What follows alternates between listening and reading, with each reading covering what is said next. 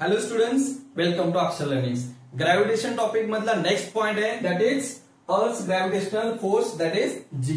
As we know that Earthचा प्रत्येक object वर एक ग्रॅव्हिटेशनल फोर्स ऍक्ट होणार आहे due to which every object attracts towards the earth surface.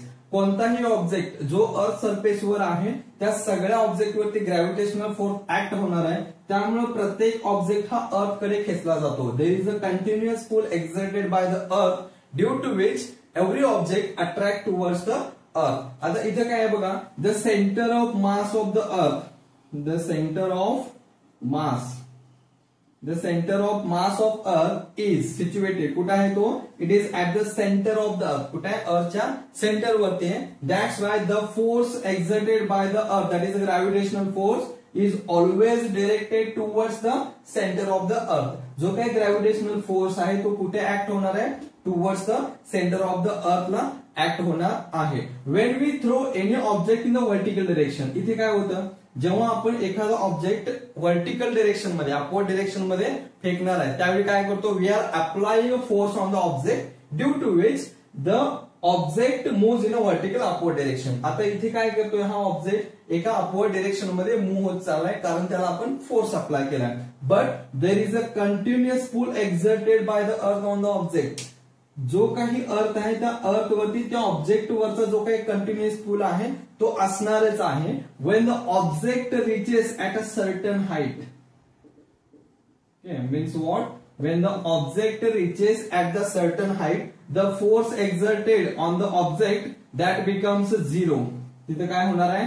त्या ऑब्जेक्ट वरती जो काही फोर्स एक्झर्ट केलेला आहे कशा पद्धतीने? In the vertically upward direction, that becomes zero due to that there is a continuous pull of the earth. म्हणजेच का अर्थचा ग्रॅव्हिटेशनल फोर्स त्याच्यावरती कंटिन्युअस ऍक्ट करतोच आहे. तो काय करतो? त्याला कंटिन्युअसली खाली आणण्याचा प्रयत्न करतोय. बट ह्याच्यावरती फोर्स अप्लाय असल्यामुळे काय आहे? त्याची मुवमेंट, ऍक्सेलरेशन कशी होते? अपवर्ड डिरेक्शन मध्ये. त्यामुळे at each and every height, जसं जसं ह्याची हाईट वाढत जाणार आहे तिथं काय होणार आहे? त्याची एनर्जी कमी कमी कमी होत जाणार आहे कारण हा कंटिन्युअस पुल त्याला खाली ओढण्याचा प्रयत्न करतोय. That is the earth's gravitational force. It always try to pull the object in the downward direction, due to which when the object reaches at the certain height and the force applied on the object becomes zero. This acceleration काय होणार आहे? Zero होणार आहे. And that time due to the continuous pull of the earth's surface, that is earth's gravitational force, object comes in a downward direction on the earth surface. त्यामुळे काय होणार? Object एका certain हाईटला reach झाला, त्याच्यावरचा जो काय force होता zero झाला, acceleration zero झाला. त्यामुळे काय होणार आहे? कंटिन्युअस पुल अर्थ कडून असल्यामुळे तो कुठे येणार आहे? On the earth surface. Okay, what happens when the apple falls towards the earth? आता प्रत्येक वेळी ऍपल काय होतो? Apple falls on the earth surface. But असं सांगितलं गेलं की there is a always force of attraction between the two objects. म्हणजेच काय? ऍपल आणि अर्थ या दोन्हीच्या मध्ये फोर्स ऑफ अट्रॅक्शन असणार आहे. म्हणजे अर्थच त्याला अट्रॅक्ट करतो, ऍपल त्याला अट्रॅक्ट करणार नाही का? Definitely there is a force of attraction between apple and the earth. म्हणजे ऍपल सुद्धा काय करणार आहे? ह्याला अट्रॅक्ट करण्याचा प्रयत्न करणारच आहे. But due to the difference of the mass काय असणार आहे? त्या दोन्हीच्या मास मधला जो काही डिफरन्स हा खूप ह्यूज आहे. As compared to the earth mass, the mass of an apple is negligible. कसा असणार आहे तो? खूपच कमी आहे. ऍपलचा जो काही मास आहे ऍज कम्पेअर्ड टू द अर्थचा मास खूपच कमी असल्यामुळे अर्थ ऍपल कडे अट्रॅक्ट होत नाहीये. That's why apple is attracted towards the earth surface. Now about the planet.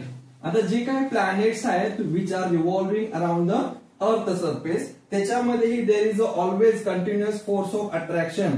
मग जो काही सॅटेलाइट आहे तो सॅटेलाइट अर्थ वरती फॉल का होत नाही? Okay, here it is a satellite. Okay, हा जो काही सॅटेलाइट आहे ह्याच्यावरती सुद्धा फोर्स ऑफ अट्रॅक्शन असणारच आहे. मग हा सॅटेलाइट अर्थ सरफेस वरती का पडत नाही? Why the satellite do not fall on the earth surface? Just because there is a continuous motion. तिथं काय असणार आहे? तिथं कंटिन्युअस ऍक्सेलरेशन असणार आहे. Due to the continuous acceleration, त्याच्यावरती कंटिन्युअस ऍक्सेलरेशन, त्याचं जे काही ऍक्सेलरेशन आहे तो कंटिन्युअस एका फिक्स्ड ऑर्बिट मध्ये, due to which the satellites do not fall on the earth surface. जर काही ह्याच्यावरती तो काय कंटिन्युअस मोशन मध्ये आहे, ज्याची जी काय ऍक्सेलरेशन चालू आहे, जर का ती ऍक्सेलरेशन नसेल then the satellite falls on the earth surface. Okay, is that clear? हे सगळे असे पॉइंट आहेत की ज्याच्यावरती अर्थचा ग्रॅव्हिटेशनल फोर्स ऍक्ट होतोय. Means on the moon there is also force of attraction of earth always acts. Moon is a natural satellite of the earth. Moon काय आहे? अर्थचा नॅचरल सॅटेलाइट आहे. तो अर्थच्या अराउंड एका फिक्स्ड ऑर्बिट मध्ये move होते. त्याच्यावरती सुद्धा एक फोर्स ऑफ अट्रॅक्शन अर्थचा असणारच आहे. आणि जो काही सॅटेलाइट आहे त्याच्यावरती सुद्धा फोर्स ऑफ अट्रॅक्शन असतो, बट त्याची जी मोशन आहे ती कंटिन्युअस मध्ये आहे. त्याच्यावरती जो काही त्याचा ऍक्सेलरेशन आहे त्या ऍक्सेलरेशन मुळे तो अर्थच्या सरफेस वरती येणार नाही. सो जो काही आता अर्थचा ग्रॅव्हिटेशनल फोर्स आहे तो कसा कॅल्क्युलेट करायचा? See that is we denoted as, हे कसं डिनोट करणार आहे? जी ने. When we know that when the force is applied on any object, when the force is applied on any object, it produces or it gives acceleration of an object. म्हणजेच काय? एक object आहे, त्या object वरती जर का आपण force apply केला, त्या ऑब्जेक्ट वरती जर का फोर्स अप्लाय केला तर त्या ऑब्जेक्टची काय होणार आहे? ऍक्सेलरेशन. ओके, मग त्याची मुवमेंट सुरू होणार आहे. Means when force is applied there is a acceleration of body takes place. आणि ही ऍक्सेलरेशन कशी असणार आहे? In the direction of force applied. Okay, that is F is equal to ma. आता हा जो काही फोर्स आहे जो ग्रॅव्हिटीने अप्लाय केलेला आहे, दॅट इज अर्थ ग्रॅव्हिटेशनल फोर्सनं एखाद्या ऑब्जेक्ट वर जो काही फोर्स अट्रॅक्ट केलेला आहे त्याच्यामुळे एखाद्या ऑब्जेक्टची ऍक्सेलरेशन होत असेल, then we call it as acceleration due to gravity. त्याला काय म्हणणार आहे?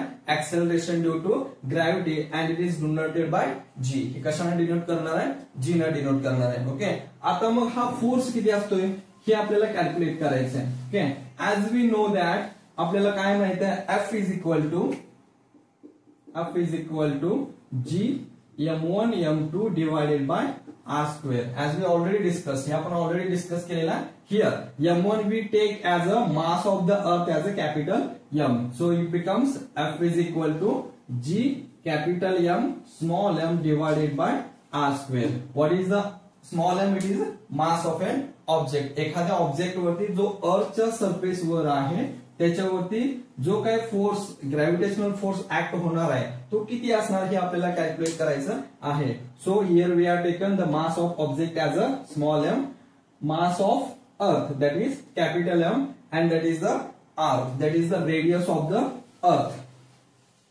If we consider it as small r, if we take it as a capital R, so formula becomes F is equal to capital G capital M small m divided by r square.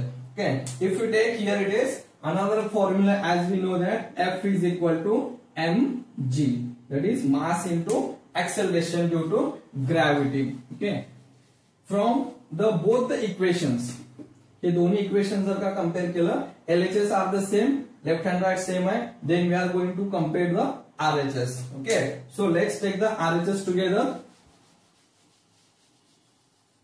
As we know, F is equal to m into G and F is equal to capital G capital M small m divided by capital R square. So comparing of both of this, mg equal to capital G capital M small m divided by R square. Here it get cancelled as we get G is equal to capital G capital M upon R square. Okay, here it is. What is means by G? It is gravitational constant. So त्याची value किती आहे? It is 6.67 into 10 raised to 6.67 into 10 raised to minus 11 हा constant आहे into mass of the earth. किती आहे? Mass of the earth is 6 into 10 raised to 24 divided by what is the radius of the earth? It is also constant. It is 6.4 into 10 raised to 6. This is a brackets square. If we calculate this value, then the value of g comes to near 9.77, that is 9.77 meter per second square. Means we take it as around 9.8 meter per second square. This is the value of g, that is acceleration due to gravity, the gravitational force exerted on the object by the earth surface, that we take it as a g, acceleration due to gravity, that is 9.8 meter per second square. Okay, so this gives the acceleration due to gravity of any object on the earth surface. आता ही value vary होणार आहे का? Yes, definitely the value of G varies on every object. त्यामुळे जो काही earth surface वरती जो काही ऑब्जेक्ट असणार आहे त्या सगळ्या ऑब्जेक्ट वरती जो ग्रॅव्हिटेशनल फोर्स असणार आहे तो सेमच असणार आहे. का? Because G is constant, okay, and M is constant. कारण हा कॉन्स्टंट आहे and radius of the earth it is also constant. त्यामुळे काय होणार आहे, due to the constant forces, ज्याची काय व्हॅल्यूज आहेत सगळ्या कॉन्स्टंट आहेत, त्यामुळे सगळ्या ऑब्जेक्ट वरती जो काय अर्थचा ग्रॅव्हिटेशनल फोर्स ऍक्ट होणार आहे that is also the constant value and it is same for every object at each and every point of the earth. अर्थच्या सरफेस वरती जो काही असणार आहे तो ग्रॅव्हिटेशनल फोर्स सगळ्याच्या वरती असणार आहे, तो कॉन्स्टंट असणार आहे. आता जी ची व्हॅल्यू व्हॅरी होणार आहे का? Obviously the value of G also varies according to the parameters. आता कोणते पॅरामीटर्स आहेत बघा. As we have calculate the value of G, किती आला? G is equal to 9.8 metre per second square. It taken as 9.77 metre per second square. Approximately किती घेतले आपण? 9.8 meter per second square. Okay. So what are the parameters where the value of g varies? Value of g varies according to first कुठला point आहे? Change along the surface of the earth. So value of g changes along surface. कसा change होतोय बघा.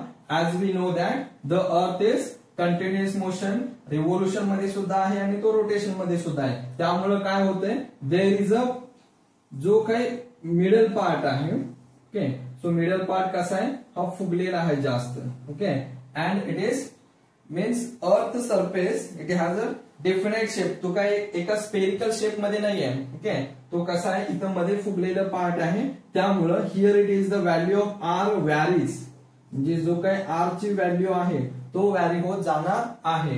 इथं सेंटरला काय आहे, त्याचा सेंटर ऑफ मास, जो काय अर्थ सरफेस होणार आहे तो कुठे होणार आहे? Towards the centre of the अर्थ. मग पोलचा जो काही नॉर्थ पोल आहे साऊथ पोल आहे, साऊथ पोलला काय आहे, द रेडियस किती आहे, तो कमी आहे. Okay, as we know that radius कमी आहे. रेडियस कमी असेल तर काय होणार आहे, फोर्स वाढणार आहे. Means at the poles there is a gravitational force is more, काय असणार आहे, तो जास्त असणार आहे. And at the equatorial area, equatorial एरियामध्ये काय आहे, there is radius is large. ह्या व्हॅल्यूपेक्षा ह्याची व्हॅल्यू रेडियस काय इथे जास्त आहे. That's why there is a less amount of gravitational force exerted on the equatorial area. मग इथे acceleration due to gravity G किती असणार, ह्याची व्हॅल्यू कमी असणार आहे ऍज कम्पेअर टू द पोल्सला. Means at the equator the G काय होणार आहे, स्मॉल होणार आहे. का? देर इज रेडियस काय झाला, जास्त झाला. जेवढी रेडियसची व्हॅल्यू जास्त झाली ह्याची व्हॅल्यू काय झाली, कमी झाली. Okay, so it changes along the surface of the अर्थ. का? प्रत्येक पॉइंटला अर्थचा सरफेस सेम नाही आहे. There is a change in depth at every point of the earth surface. प्रत्येक पॉइंटला डेप्थ काय आहे, तो चेंज होत गेला. जसं डेप्थ चेंज झालाय, ओके, तेवढा आर चेंज होत गेला. Means if there is a variation in the R radius of the earth, त्या ऑब्जेक्ट पासून अर्थच्या सेंटर पर्यंतचा जो काय डिस्टन्स आहे तो आर आपण कन्सिडर केला. जेव्हा डेप्थ व्हॅरी होत जाणार आहे तिथं आर ची व्हॅल्यू चेंज होत जाणार आहे. आणि जेवढी आर ची व्हॅल्यू चेंज झाली तेवढा जो काय फोर्स एक्झर्टेड आहे, जो अर्थनं ऍज अ ग्रॅव्हिटेशनल फोर्स म्हणून एक्झर्ट केलेला आहे, तो व्हॅरी होत जाणार आहे. So this is the first change along the surface of the earth. Second point, change along height. Yeah, change along height.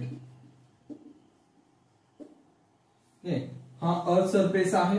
जेव्हा अर्थ सरफेस वरती एखादा ऑब्जेक्ट असतो त्यावेळी the radius we have taken it as a R. Radius किती घेतला आपण? R घेतला. But when the object moves in upward vertically upward direction means what? The object moving away from the earth surface, that time what happens? The distance between the object and the center of the earth increases. Means जेव्हा तो object अर्थ पासून long distance वरती जाणार आहे त्यावेळी काय होणार आहे? त्याचा जो काही डिस्टन्स आहे अर्थच्या सेंटर पासूनचा तो काय होणार आहे? व्हॅरी होत जाणार आहे आणि तो काय होणार आहे? वाढत जाणार आहे. If the example given as aeroplane flies at a 10 kilometre area away from the earth surface. मग एरोप्लेन काय होतोय? 10 किलोमीटर एरिया पासून अर्थच्या सरफेस पासून वर आहे. But 10 kilometre it is a very small distance. कसा आहे तो? व्हेरी स्मॉल डिस्टन्स आहे त्यामुळे त्याच्यावरती होणारा इफेक्ट हा खूप कमी असणार आहे. But if you take it as a earth satellites, इथे जर का सॅटेलाइट आपण कन्सिडर केलं, सॅटेलाइट कसा असतो? अर्थच्या सरफेसहून खूप लॉंग डिस्टन्स वर असतो. Okay. As the distance changes, इथं काय झाला? डिस्टन्स चेंज झाला. डिस्टन्स काय झाला? वाढला. Distance increases, the value of R increases. जेवढा व्हॅल्यू ऑफ आर जास्त होणार आहे, वाढत जाणार आहे, तसं ग्रॅव्हिटेशनल फोर्स काय होणार आहे? कमी कमी होत जाणार आहे. Okay. So it is about second parameter changes along the height. जसा हाईट वाढणार आहे तसा ग्रॅव्हिटेशनल फोर्स काय होणार आहे? कमी होत जाणार आहे. That is the third point, change along the depth. आता इथं काय होतंय बघा. फॉर एक्झाम्पल एक ऑब्जेक्ट आहे which is situated at the earth surface initially. आता काय बघितलं आपण? या इनिशियली असताना ज्यावेळी अर्थ सरफेस वरती तो आहे त्या ठिकाणी the distance of an object towards the centre of the earth we have considered it as a R. When the object moves in a vertically downward direction, जो अर्थच्या सेंटरकडे मूव्ह होते लागले. ओके. अर्थच्या सेंटरकडे जर का मूव्ह होत असेल तर इथं काय होणार? रेडियस कमी होणार आहे. As the object move towards the centre of the earth the radius becomes less. इथं काय होणार आहे? It decreases. The radius decreases. मग जर का रेडियस डिक्रीज होत असेल तर आपण काय बघितलं? ऑब्व्हियसली फोर्स वाढत जाणार आहे. म्हणजे जसं जर का डेप्थ कमी होत आलं मग जो काही फोर्स आहे ऍक्सिलरेशन ड्यू टू ग्रॅव्हिटी तो वाढणार आहे का? अजिबात नाही. Okay. It do not increases. का? when the object moves towards the earth's surface, that time the value of mass is also decreases. Means what?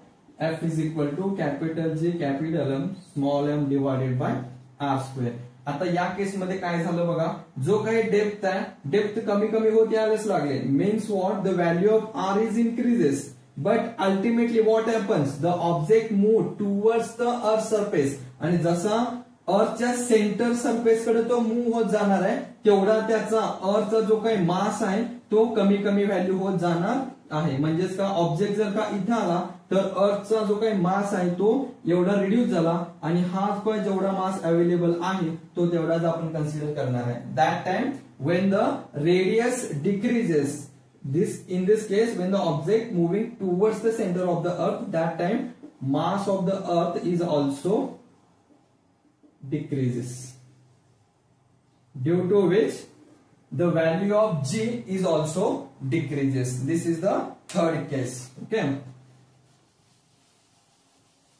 So this is the all about Earth's gravitational force. म्हणजे काय काय बघितलं आपण? जो काय every object on the earth there is a definite force acting on the object due to the earth. जो काय अर्थ आहे त्या अर्थचा प्रत्येक ऑब्जेक्ट वरती एक फोर्स आहे that we call it as a gravitational force. ज्या ग्रॅव्हिटेशनल फोर्स मुळे एखादा ऑब्जेक्टचं एक्सेलरेशन होणार आहे we call it as a acceleration due to gravity. आता त्याची व्हॅल्यू किती काढली आपण? G is equal to 9.77 metre per second square और we have taken it as a 9.8 metre per second square.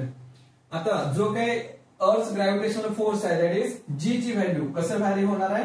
First change along the surface of the earth. जो काही अर्थचा surface आहे अकॉर्डिंग टू दॅट काय होणार आहे? तो चेंज होणार आहे. Next change along the height. जर का हाईट वाढली त्या ऑब्जेक्टचं when the object move away from the earth surface that time the value of G